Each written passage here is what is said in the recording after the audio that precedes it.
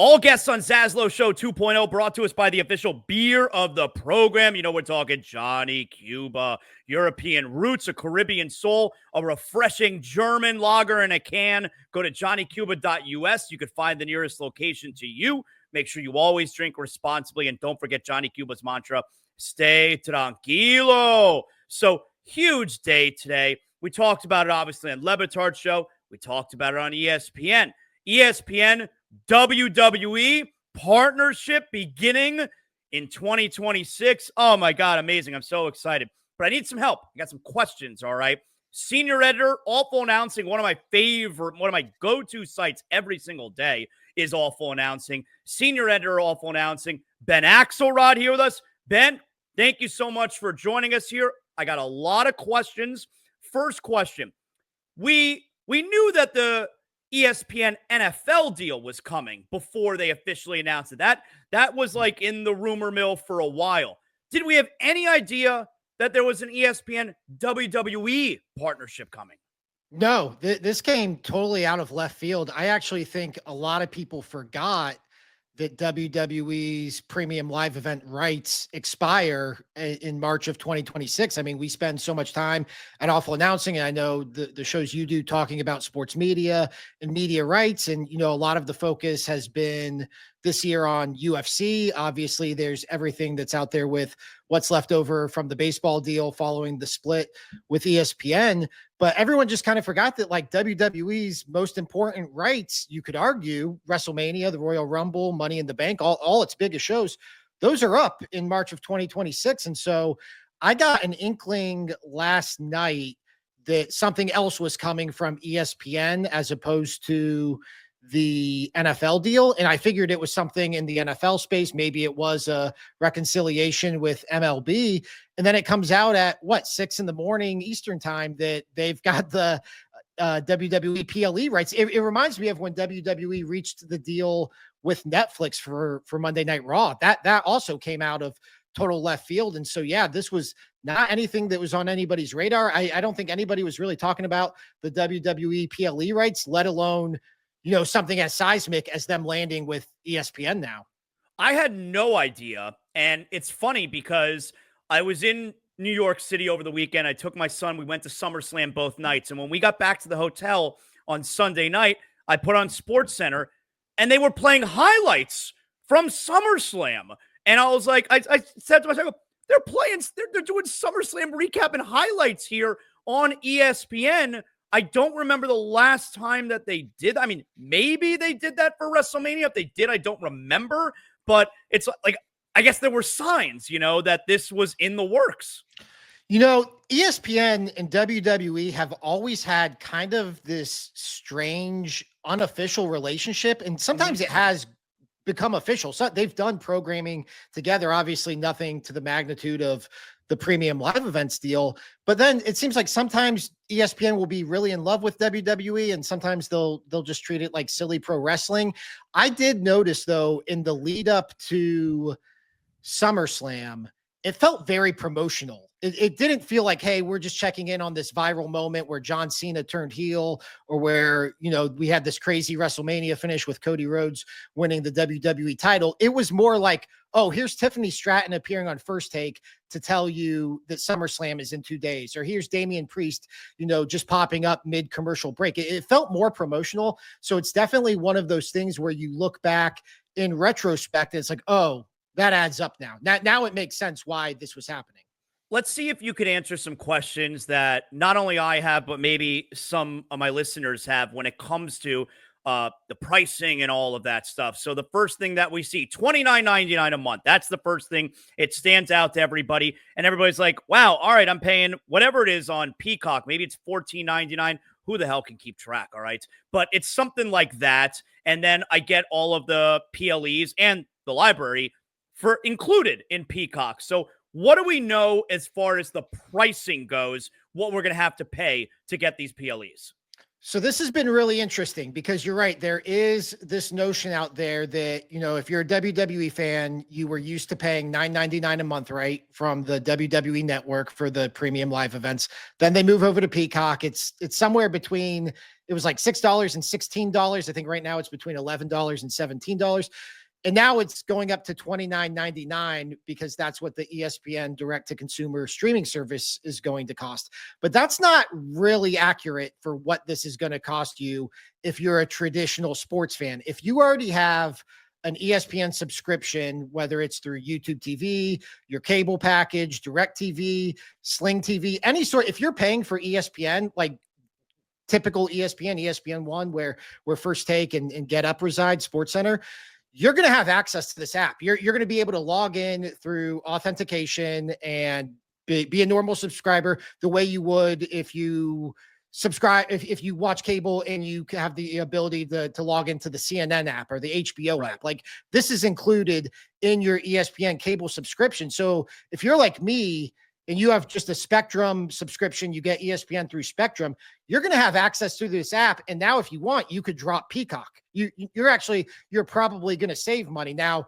I'm sure ESPN and WWE will make this up on the back end with carriage rights fees and all of that. But at least in the immediate future, like, this is going to save you money so long as you're a traditional ESPN subscriber. Now, if you're somebody who cuts the cord and you don't have ESPN and you just kind of fly by the seat of your pants that way, then yeah, you're going to have to pay $29.99 a month or whatever the annual cost is on a yearly basis to get this app. But for most fans and pro wrestling fans, as much as people are cutting the cord, pro wrestling fans are still very engaged with cable because that's where a lot of the product still resides. I would imagine most WWE fans are just going to be able to get these now through the ESPN app at essentially no additional cost.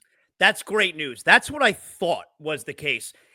Upon first, I guess, release earlier today, it wasn't really clear. Like, the thing that stands out is $29.99. It's like, oh, all right, that's twice as much as I've been paying. It feels like I'm going back to my college days now where, all right, my cable bill is X, but really tack on an extra $20 because I'm buying WWF pay-per-views every month, So that's good to know that it's not exactly like that. You likely are saving money now if you want to drop Peacock. The thing that I'm worried about, though, and I saw they are still going to shop the rights to their library, all right, which, who knows? Maybe that goes to ESPN as well. Maybe it stays on Peacock. I don't know. But if it does stay on Peacock, let's say, do you think it's an issue where, okay, Raw's on Netflix, PLEs are on ESPN, SmackDown's on USA, which is cable or your cable provider, and maybe the WWE library is on Peacock? I don't know about you, Ben. I always turn on, when I'm watching Monday Night Raw, I first go to my cable and like, oh no, that's on Netflix now. Like, it could be a little bit confusing. There's a lot of different places where the content is. For sure. And that's something, I've been thinking with this ESPN app launch, like, hey, most of what I watch on cable is ESPN. Like, I could probably cut my cable subscription, get the ESPN app, and then I'm already getting Peacock, getting Netflix, getting Paramount Plus. Like, I already am going to have access to all the other sporting events through all these various apps I have to subscribe to now. But I have to watch WWE SmackDown on USA. So like, I can't lose my cable subscription. Like, it's one of those things where you're absolutely right. It feels like you need to be subscribed to everything. It's really just essentially replaced the traditional cable bundle, but ultimately more expensive because a lot of people still need the traditional cable bundle too. And so I do think the library rights are interesting. And also I would add in the NXT PLE rights. Those are unaccounted for too. So if you're an NXT fan, those are going to wind up somewhere, whether it's Netflix or Peacock or somewhere else. And so the library, I think, would at least make sense to package with something they already have a partnership with, whether that's Netflix or I guess now ESPN, because I don't know how many people you're going to get paying for an archive library, which isn't even going to have the newest premium live events because those are going to belong to ESPN as long as the new deal is in effect. And so so I think that library, like, I'm about as I'm about as diehard of a WWE fan as there is. I would have a tough time justifying adding another subscription service just to get access to the old pay-per-views, which is something none of us ever had access to pre 2014. So I wouldn't be surprised if they start to build up their YouTube presence that way. I think that's another option as well as YouTube and Google. But yeah, I mean, to your larger point, you're at a point now where you have to be subscribed to just about everything to be a WWE fan, let alone a NFL and NBA fan on top of that. So ESPN just agreed to pay $1 billion, all right, for this, for these rights to air one show a month, all right, for WWE. And so the point that I'm trying to make here is, are the days of giving a shit about TV ratings over? Because you look at the ratings for Raw, or, well, not Raw anymore because it's on Netflix, but you look at the ratings for SmackDown, and my God, it pales in comparison to what it used to be. I mean, pro wrestling, Raw, we're talking, it used to draw sixes, all right? And now, maybe it gets a 2. But you see what a TV rights deal to land the PLEs on ESPN just paid for when TV ratings are what they are. So do TV ratings even matter anymore? I don't. So like TV ratings used to be the indicator of like how popular a show is, how engaged an audience was with a show.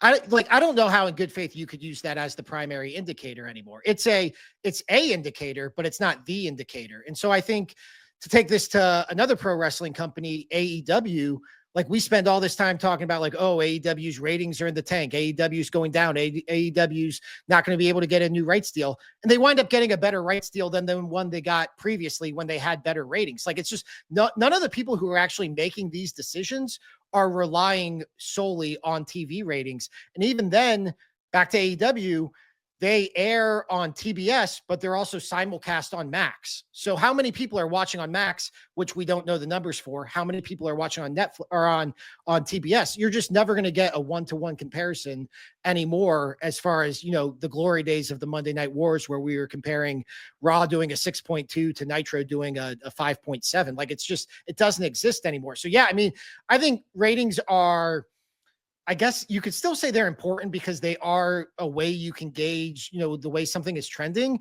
But I don't think like looking at it from a traditional landscape and looking at it in terms of comparing certainly numbers year over year with the way all of this is shifting now, it's a bad faith argument at this point. How important do you think the NFL deal was to this? Because maybe it's someone who does not have ESPN with their cable provider. So they do actually then have to pay the $29.99 a month to get the WWE PLEs. And maybe they're saying, man, do I have an extra $30 a month? But then it's like, oh, wait, ESPN just acquired NFL Network. That's going to be, you know, we got Monday Night Football. We got a handful of extra games per year. Maybe most importantly, Red Zone. So how important do you think that ESPN acquiring the NFL Network at the same time is?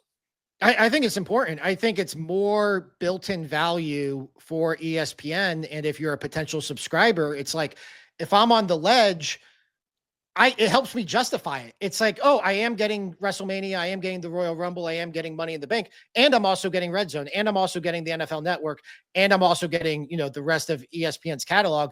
Whereas, yeah, for half the price, it might have been half the price on Peacock. But what's the additional value you're getting on Peacock? You're getting one NFL playoff game a year and, you know, the ability to watch Bravo's archives. Like it's just not for the traditional WWE fan. There's a lot more appealing about what ESPN is going to offer at $20.99 a month than there is for what Peacock's offering at $16.99 a month. Do you think fans, we talked about this today on the Levitard show, where actually David Sampson brought it up at the start of the show, how he doesn't love the ESPN NFL deal because, you know, from a journalistic perspective, where ESPN now, I mean, look, they're going to own NFL Network now, and the NFL is going to have a 10% stake in ESPN. All right, they are partners now. So from a journalistic standpoint, all right, you know, what is there to believe? I don't think fans care. I don't think sports fans care about that deep dive, you know, journalistic stuff when it comes to their sports. Like, do you think that's a big deal at all? I don't think fans care. And I also think it's like this ship has sailed. ESPN was already partners with the NFL. Monday Night Football is one of its most valuable properties. They are not going to do anything to, you know, they might do some reporting that upsets the NFL because that's just the way the business goes, but they're not going to go out of their way to do it. They're not going to antagonize the NFL. And I think that's not only true for ESPN, that's true for CBS, that's true for Fox, that's true for Amazon. It's all of these. You look at the TV ratings every year, the top however many shows are NFL. And that's something where the ratings are real. That is showing you that the NFL is bucking the trend and their ratings are the only ones that are going up or at least staying level to a degree. And so I think that when you look at how valuable the NFL is as a property, all of these networks are already indebted to the NFL. All of these networks want to keep the NFL happy. So I just don't, maybe this formalizes that partnership now, but I think that partnership was obviously already there. Like Pablo Torre is doing a tremendous job, obviously, on Pablo Torre Finds Out. And he, uncovered the whole thing with the NFLPA and, I forget his name. What's his name? Lloyd. What was the guy's name? Lloyd Howe. Yeah, Lloyd Howe. Okay. Which obviously, can't be running the NFLPA. And it's really incredible work that Pablo did there. But I mean, Ben, you think the NFL fan gives a shit about what's going on with the NFLPA head and the NFL? They definitely don't care. Yeah. I mean, I think the traditional NFL fan is saying get me to Sunday, get me my parlays, get me my DraftKings lineup. It's I think it's cool. I think it's really fascinating reporting. I think it's really incredible what Pablo has done. But I also think if I were to send that to the normies in my group chat and be like, check this out. I think there would a lot of people be like, why are we talking about labor talk? Let's talk about Bills Chiefs. I think you're right. I think that a lot of that stuff, it's I covered Ohio State football in my past life, and the best way for me to keep my job and the best way for me to garner a following was to say nice things about Ohio State. It was not to piss off the Ohio State fan base. And so, as somebody who went to, Big J journalism school, does that make your skin crawl? Maybe a little bit, but that's the business we're in. And that's, all of this is a matter of dollars and cents at the end of the day.